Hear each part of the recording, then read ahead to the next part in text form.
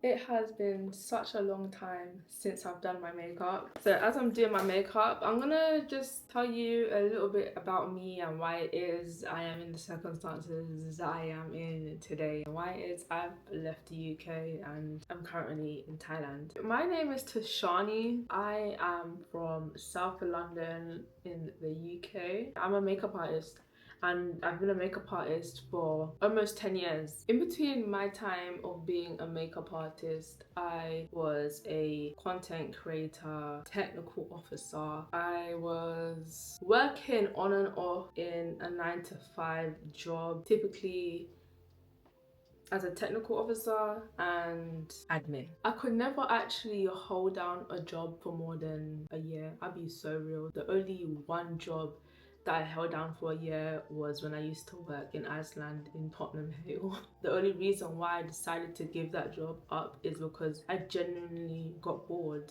They literally told me because I was pretty, I would stay on the tills. I didn't do anything else there, and I always used to complain to them about I wanted to do more, like I wanted to learn more about leadership. I wanted to move from being a sales assistant to a manager. Like I wanted to move up the ladder, but no, they just wanted to keep me there because I was pretty. Literally. I have been working since the ages of 13 and 14, and I worked in a Caribbean shop. My first proper job was in Selfridges as a sales assistant, and I dibble dabbled in other jobs before going to Iceland and then moving on to the other sectors. But the thing is, throughout my time of going through all of these jobs, I was going through depression, and I don't think anybody knew or realized because they just assumed that this is just how Tashaney is, this is how, that's just her kind of thing. I was going through a really bad time in life. I got used to showing up with this mask as if I was okay when really I was not okay. I was down bad every way possible. I'd be at these jobs, they just would never work out for me. Like I'll get the job, I'll get excited, and within a week, if I'm lucky, I would just be like, I can't do this. I actually can't do this. I need to go home. Now that I think back on it now, I feel like the only reason why I feel like I couldn't do it is because mentally I was not in the right shape of mind. I was not mentally okay. I wasn't mentally stable. It just got to a point where at my last 9 to 5 job, I just quit. I just couldn't do it. I literally reached breaking point, and I told myself that I would never work a 9 to 5 again. Like it's not gonna happen. Please note that during this time I had no savings. I probably just had started the job. I was just down, down, down, down, down, down. Like I can't actually even explain where I was during this time, but I do remember that time when I was like, do you know what? I am not coming back here. Especially because I was working with, let me be nice. I'm trying to find it. I'm really trying to find it. But I just didn't appreciate that I would come with my positive energy to provide such an amazing job for you guys. Travel this far to be treated like absolute That's when it clicked in my head that I'm already at home. I'm living with my parents. I'm in a dysfunctional household. I already feel like I'm traveling almost an hour to come here to provide my service, to provide my expertise, to continue to accept. No, no, no, no, no.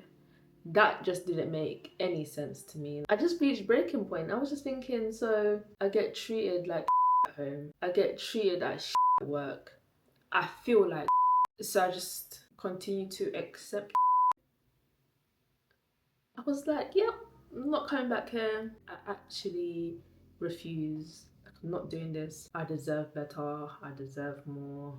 La la la, you know how the cycle goes. I decided to go and do makeup full time because that was something that I was good at. I had a clientele base and we was building, like I was getting somewhere. I was thinking, all right, cool, this can run for now. It can run. It was something that was paying me more than what it was I was getting paid in a 9 to 5 job role. But again, note, I wasn't mentally here, so it was like as if I was still just working for the sake of working. And another thing is that every time that I would get paid, I would never see my money. And the reason why I don't regret it is because one, I would be paying off like overdrafts and stuff. Two, I was always paying for someone else's lifestyle. I'm just somebody that loves to give. Like, I have a provider mindset. So back then, and even till now, I still have the provider mindset right now. It's just hibernating. Back then is that I knew that I was going to be like in a very high position in life, and that I would be able to be a provider for me and my family, but more for my family and the loved ones around me. So I would, oh, this is quite light. I think I've tanned. I would pay for just people to feel happy, because I used to think that money would make people feel happy. If you didn't have nothing, I was there to provide. That's how I was thinking back then. I'm a provider. Money is flowing. Money is coming in. I got this. I can handle this. It's nothing. Until there came a time where I stopped handing out. Guys, I stopped handing out so freely, because it was like, I'm actually dishing out all of this money, but I haven't thought about investing my money. I haven't thought about, reinvesting this money back into my business. Don't get me wrong, there in the beginning I was reinvesting heavy back into my business, but again, I was just mentally drained. Again, I'm going through like a really bad depression. Like, I'm going through it in life and nobody knows, because why? I like to show up with this mask on. I like to show up as if, I'm good, I'm okay, I get things done. I don't like asking for help. I don't want people to know that I'm struggling. What can the people around me do to help me with somebody that is struggling mentally, physically, financially, just in every sector in life? There's nothing really that they can do. I would have like my high highs, and then I would have my low lows, but every time I had my high highs, those high highs will consist of me being like, do you know what, this is enough, I've had enough, I'm going to get myself out of here, I'm going to do it, I'm going to go all in, I'm going to do it, like I'm actually going to change. And when I'm in this highs of highs, I get done, like I actually get things done. And during me being on that sort of high, from an outsider's perspective, it might seem as if this girl is actually crazy, because how can you be so down and depressed to now you're doing this, you're doing that, you've bought a plane. That's what it seems like. Like, this girl is actually she's just on one. But every single time that I've been on one, it's been a thing of I've got things done and it's come true, because I've been delusional. Because every time I'm delusional, I actually put the work in to get things done, to get to the goal. I feel like that's exactly what I was on when I decided to move abroad. And I was like, do you know what? I'm tired.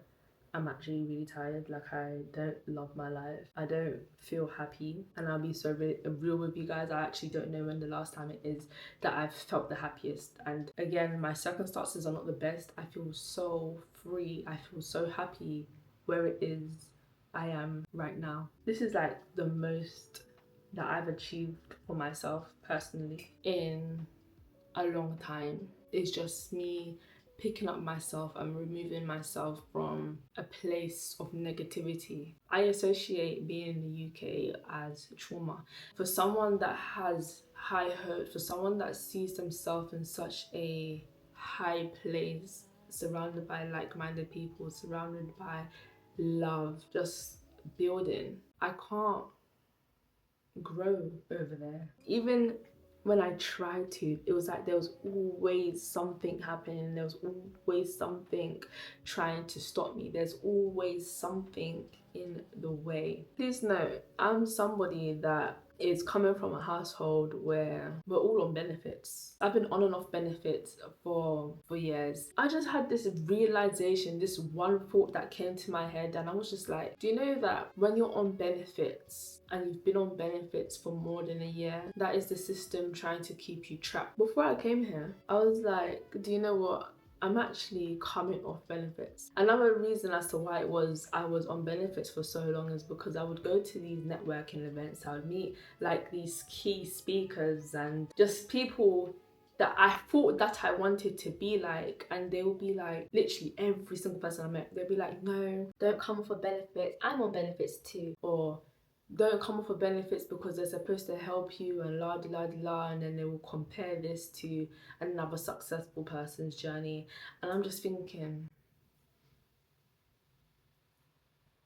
maybe that journey is for you, but that journey isn't for me. As much as you guys can play the system, I tried based off of the advice that it was that I was getting, and I'm just thinking, do you know this lifestyle is actually not for me? Do you think I'm about to be running down the UK to give me a place, running down the UK to provide the bare minimum for me when I know that I'm destined for more? This year, I was like, do you know what? I don't care if I have no income. I genuinely don't care anymore. I'm coming off of benefits, and when I come off of benefits, I'm going to figure it out. Last year, I was applying heavy. I was applying heavy for jobs. I was applying for work consistently. I was thinking, no, by the end of this week, by the end of the month, by the end of this year, I must have at least one acceptance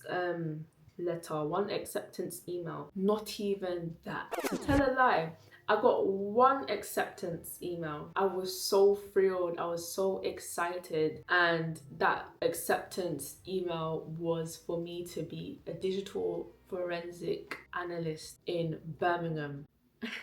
That's like my dream job. Gone down there now, guys, and your girl flopped the interview. I went there excited. I prepared myself. I reached out to people on LinkedIn to prep me for this interview, and I was super excited. I was super confident. I actually went there in my black dress, light makeup. I was thinking, do you know what? This is something that I really wanted to do.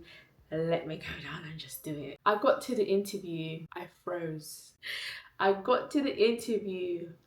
I froze. I haven't had an interview in like probably years. I froze and my one opportunity. As much as I was like really upset with myself, I wasn't mad, because at least I know that I put in so much work, I put in so much effort, I prepared. But just at that time, clearly, I just didn't have the confidence it is that I needed to show that I was qualified for the job. And that's okay. But anyways, before I had even like got that interview, I had already accepted in my head that, do you know what, clearly I am not getting any interviews. Maybe a 9 to 5 job, maybe that path isn't for me. As much as people be like, yeah, you need a 9 to 5 to help build your 5 to 9, how do you expect me to build my 5 to 9 if I don't have the 9 to 5? If the 9 to 5 doesn't want me, if I'm not being accepted into this 9 to 5 world, I've changed my CV how many times, I'm practicing, I'm doing this, I'm reaching out, I am trying so hard. What do you guys expect me to do? Just continue to accept the failure, continue to accept these emails of decline? No, I ain't about to do that. What do? I go full time in makeup artistry. I go full time with being a content creator. At this time as well, I've moved out of my parents' house. So I was just thinking, I can't function here. I told myself, whatever it is that I get offered in this time, I'm just going to accept it.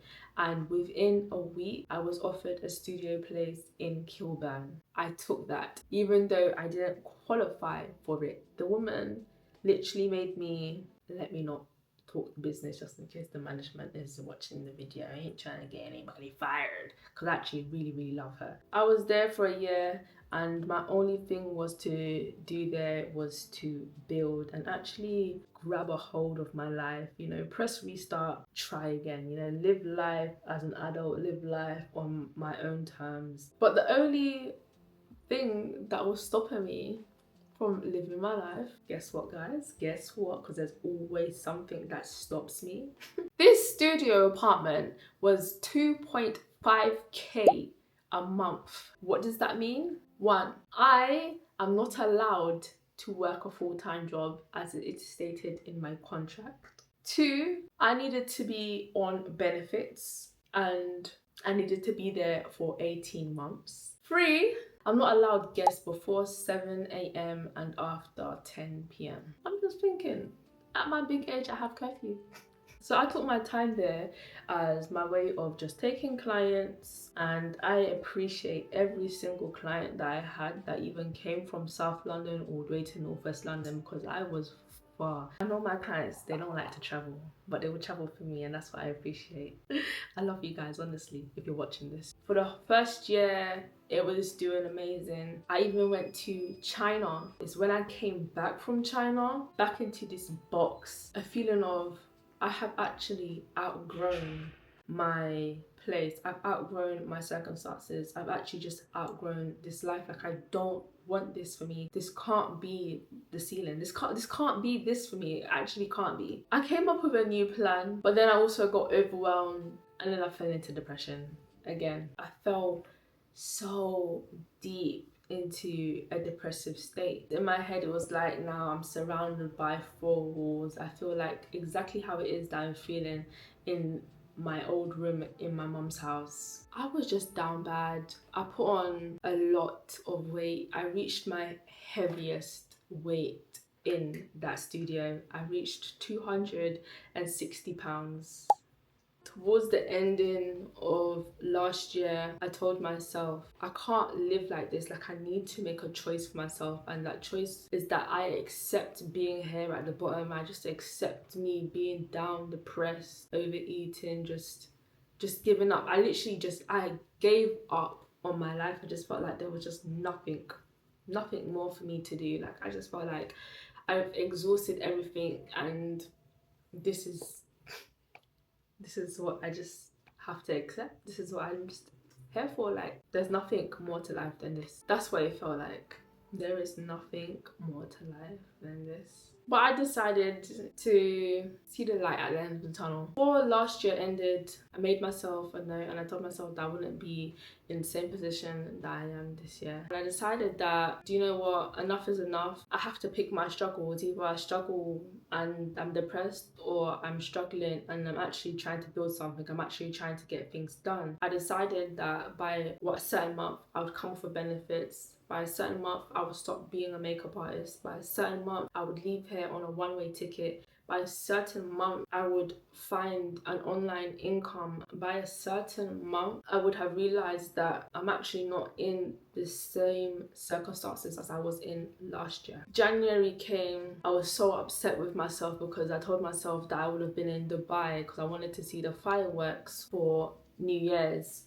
But I was in London. And it's a good thing that I wasn't really in Dubai that day, because the firework display in London was so much better than the one in Dubai, and that was inspirational. I was watching that firework display and I just felt so inspired. Like, I just had that moment where I was just like, do you know what, anything it is that I put my mind to, I can achieve. This is the light at the end of my tunnel. This is my last year. I was inspired and I went all in. I started going to the gym, I started eating healthy, I left and I went to Belgium. During this whole beginning of this year, I feel like I had travelled around 5 times in the space of 4 or 5 months. I had gone to Belgium, I went to Amsterdam, I went to Iceland, I went to Germany, I went back to Belgium. When I went to Belgium, I was like, do you know what, Tashaney? Go all in. Go all in. You don't know what it is that you're doing right now. You don't know where it is that you're going right now. You're here over in Belgium. You're here everywhere but your yard. I feel like this is a time for me to like take a risk. So I came back to the UK and I had the intrusive thought to get rid of my place. I was like, do you know what? I don't want it anymore. This life isn't for me. I feel trapped and I need to take control of my life. Like, I need to take control of the life that it is that I want to build. I came back to London for 24 hours, and in that space of 24 hours I gave up my place, I cleared the place, I packed my suitcases, and I went back to Belgium. I made some really good friends out there. It's literally just me against the world at this current moment of time. But I had to leave. I had to leave Belgium because I couldn't figure out the type of visa it is that I needed to be on for me to be there for a longer period of time. I was feeling down, overwhelmed, because it's like, what do I do? I end up going back to London, but I've only now come back to London because I actually have a client. It's carnival season. I'm still a makeup artist at this point. You know, people still need their face beat. But I'm not gonna lie, I felt like I was there 1 month too long. During this time, I was like, I'm not going to keep myself stuck here. I've come here to do the makeup, so as I've come here to build the makeup, this is now my time to start creating content. This is my time to create routines for myself. This is my time to get into the gym and show up for me. Please note, your girl is off benefits now with the last of my money. If I can find a ticket to Thailand, if I can find a ticket to anywhere in Asia for under £200, that is my sign that I'm going to take that ticket and I'm not coming back. What did I do? I was looking, and I didn't see anything, and then I saw something.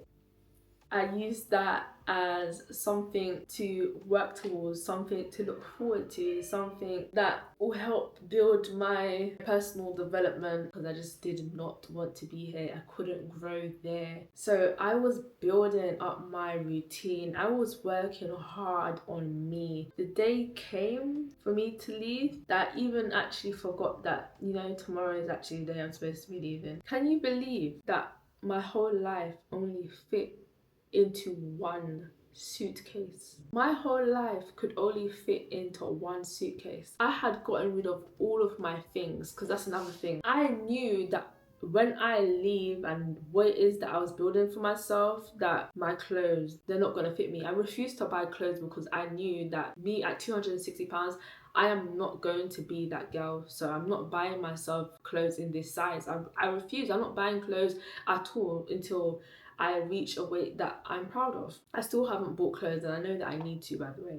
I had stuff, I had books that I had already read and things like that, and I was like, do you know that I want to just give my books to people that will appreciate them, people that will genuinely read them. I just outgrew a lot of my stuff. I outgrew everything materialistic, everything that I had. I sold everything. Where I'm going, I don't need any of these things, because I'm starting from zero. I'm starting fresh and building something for me. I knew that this was going to be my starting point and that I had to figure it out quick and fast, because what do you mean you're abroad and you don't actually even have an income coming in? Girl, you crazy. I just knew that I would somehow figure it out. As long as I get up every day and I am working on something, as long as I am implementing something, as long as I'm applying for something, as long as I'm showing up for me, I got this, and I have faith that things will work out. I might not be there right now. I might not have, you know, all the resources that I need currently, but I woke up this morning, I'm blessed, I'm grateful. Who in their right mind would do something as risky as what it is that I've done? But now we are in Bangkok, I'm here, and I'm sharing my story. I'm sharing parts of my life. I'm showing up for me. With the life it is that I've lived, you know, everybody has a story.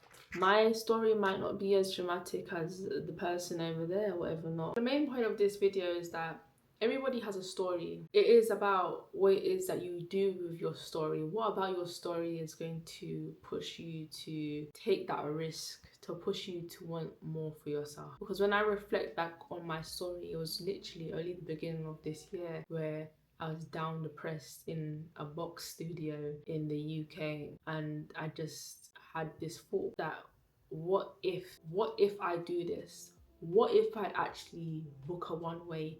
What if I actually built this? What if I showed up for me? What if I picked up this camera and this happened? There's so many what if moments, and right now I am living in my what if moment. I'm showing up for me. That's all that matters right now. I would prefer to live in my what if moment rather than me being in my depressive box thinking about the what ifs and not following through with that what if. My what if mindset is what's taken me this far. If you go back and you watch my China vlog, my mind was clicking onto things. My mind was working. As soon as I got back to the UK, it stopped working. I felt depressed. My birthday came again. The same old cycle I was repeating. I can't live like this. Like, I actually can't live like this. I actually want more. I know that I'm destined for more. I've always had a vision for myself. Why am I not taking my what if moment seriously? Why is it that I'm constantly thinking about the what ifs but I'm not actioning? Why is it that I'm scared to take that risk? This is me living in my risk. I'm literally living in my risk right now, today, in Thailand. Will I survive? I don't know. But I took the risk. I will find out. What if? Now that my makeup is finished.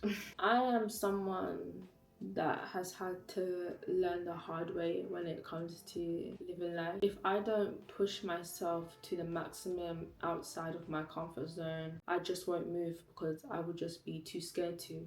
So my methods might be dramatic. That's the only way that I seem to get things done. If I'm in the deep end, it's either I sink or I swim. I'm still pushing, like I refuse to drown. You can't get rid of me. If you take anything from this video, take a risk, show up for you, and stop questioning yourself with the what ifs. Because if you don't follow through with the what ifs, you will never know. So what if you didn't decide to do what it is that you wanted to do? What if you didn't decide to actually bet on you and go all in for the sake of you and what it is that you want to do? Regardless of your circumstances, I don't know why this thought has just come to my head, but you are the director, you are the writer of your story, of your life, and you do know that you can actually change the outcome, the ending of your story. You just have to rewrite it. This is me rewriting my story, because there's no way that coming from a dysfunctional family is where it ends for me. There's no way me being on benefits is all for me. Me being in a studio in the UK, that is all for me. Me stuck in a career that I like but don't love is all for me. Sometimes it's okay to want more for you. You know, you shouldn't feel guilty for wanting more. That's something that I would say that I felt guilty for. I felt guilty for being inspired. I felt guilty for wanting more.